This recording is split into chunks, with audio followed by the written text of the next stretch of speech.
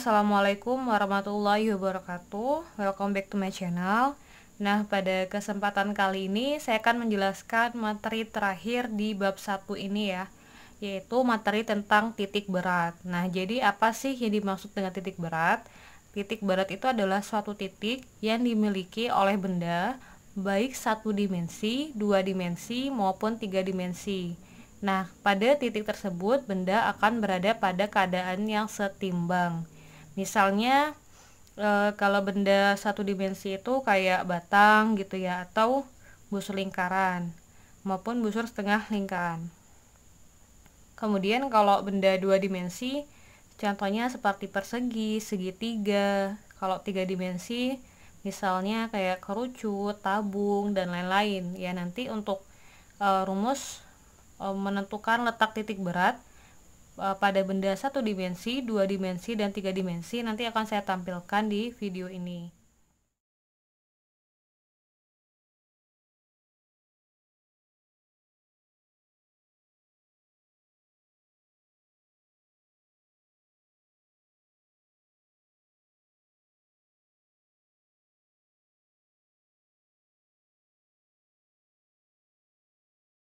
Nah, tadi itu adalah tampilan ya, rumus-rumus untuk menentukan letak titik berat dari benda satu dimensi, dua dimensi maupun tiga dimensi. Nah, jadi saya akan menjelaskan sedikit lagi ya tentang konsep untuk menentukan letak titik berat pada benda dua dimensi. Nah, misalnya ini ada sebuah persegi ya. Kita anggap ini sebuah persegi yang memiliki panjang P dan lebar L.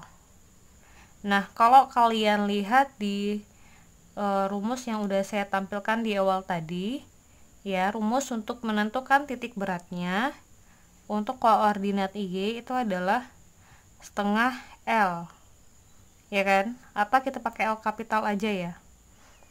Oke, setengah L kan, atau setengah dari lebarnya. Nah, bagaimana untuk menentukan X-nya? Nah, ingat konsep dari titik berat adalah titik di mana ya, pada titik tersebut benda akan berada dalam keadaan setimbang. Nah, kalau setimbang berarti bangunan ini ya, bukan bangunan ya, bidang ini kita bagi dua kan, ya enggak? Nah, kalau berdasarkan sumbu Y, koordinat sumbu Y itu kan yang berdiri gini ya, yang vertikal, sementara kalau yang sumbu X berarti kan horizontal. Nah, L ini dia berada pada sumbu Y, ya kan? Sementara panjang ini berada pada sumbu X. Nah, kalian lihat nih, kalau di L itu kan titik beratnya pada setengah L, Y-nya ya enggak? Nih, Y-nya adalah setengah L. Nih, ini adalah titik kesetimbangannya. Ya, titik ini itu berada di setengah L. Nah, kalau P gimana? Nah, kalau P ternyata juga sama, setengah dari P. Nah, berarti X-nya adalah setengah kali P. Nah, kemudian bagaimana kalau dia segitiga? Kalau kalian lihat di rumus yang udah saya tampilin di awal tadi, Y itu adalah sepertiga dikali T. Karena dari sini ya ke sini itu adalah tinggi kan? Ya enggak? Nah, titik kesetimbangannya tuh gini. Dia sepertiga dari tingginya. Nah, di sini adalah titik setimbangnya. Nah, kalau pada sumbu Y berarti sepertiga T. Kalau pada sumbu X, ini sorry ya karena gambarnya kurang rapi, saya coba rapiin dulu ya. Nah, kalau kalian gambarnya simetris ya, dia itu akan terlihat untuk sumbu X-nya ya, pada sumbu X-nya itu adalah setengah dari alasnya. Nah, ini kita anggap sebagai alas atau A. Nah, ini berada di tengah-tengah ya, berarti setengah dikali A. Nah, kemudian juga sama semisalnya pada benda tiga dimensi, misalnya kerucut. Nah, kalau untuk kerucut, karena dari sini ke sini itu T ya. Rumus Y-nya dia juga sama ya, seperti segitiga, yaitu sepertiga T. Nah, kalau X-nya berarti itu kan lebih ke bentuk yang lingkaran ya, karena alas kerucut itu kan lingkaran. Nah, berarti titik setimbangnya itu adalah setengah dari si diameternya, karena kan dari sini ke sini itu kan diameter ya. Nah, kalau setengahnya berarti jari-jari, berarti X-nya sama dengan R ya. Nah, dia berada di tengah-tengah sini nih. Dari sini ke sini adalah diameter. Kalau setengah diameter berarti jari-jari, berarti X-nya bisa kita buat setengah D, atau X-nya sama dengan R ya. Sama juga dengan tabung. Kalau tabung berarti nah seperti ini kan. Nah, kalau kita menyebut ini sebagai tinggi, nah berarti untuk menghitung Y-nya itu adalah seperti ini ya enggak. Nah, kalau seperti ini bentuknya berarti titik beratnya di sini kan. Nah, kalau kita lihat nih, dari sini ke sini ya, atau dari sini ke sini itu adalah setengah dari T, berarti Y-nya adalah setengah T. Nah, kemudian kalau sumbu X-nya kan berarti di sini ya.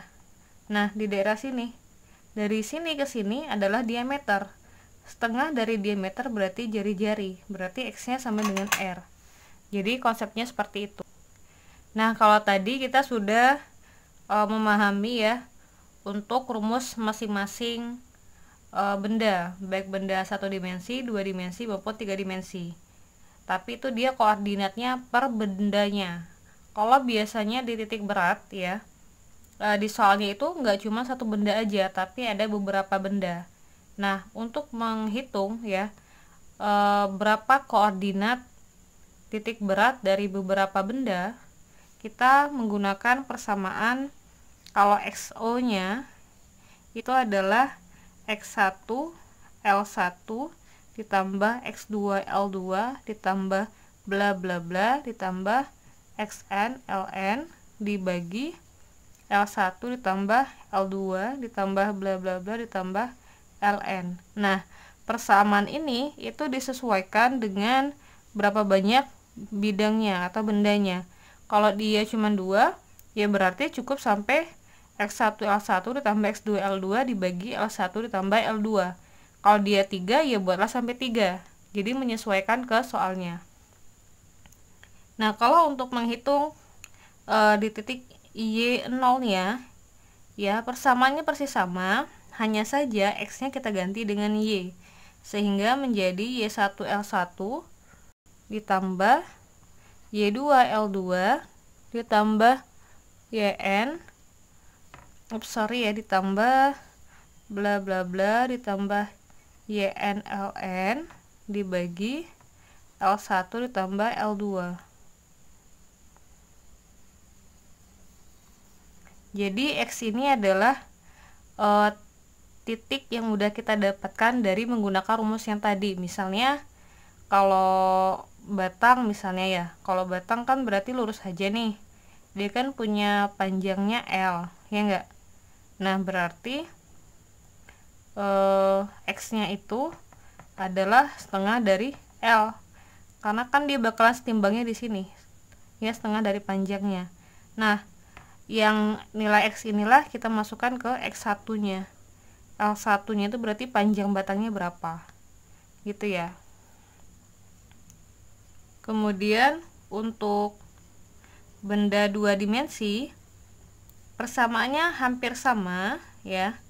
Yang berbeda hanya L-nya ini kita ganti dengan A.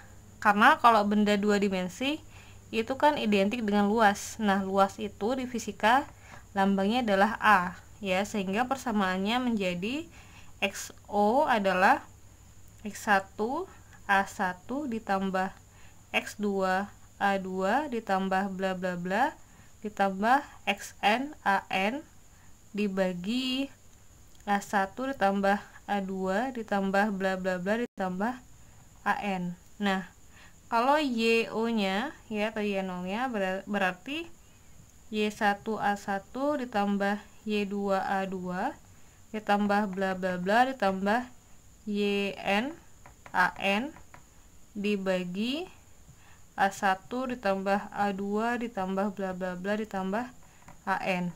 Nah, ini untuk persamaan luas. Kalau volume untuk benda 3 dimensi. Benda 3 dimensi. Nah, kalau benda 3 dimensi dia identik dengan volume kan. Nah, volume itu dilambangkan dengan V. Sehingga yang A ini ya kita ganti dengan V.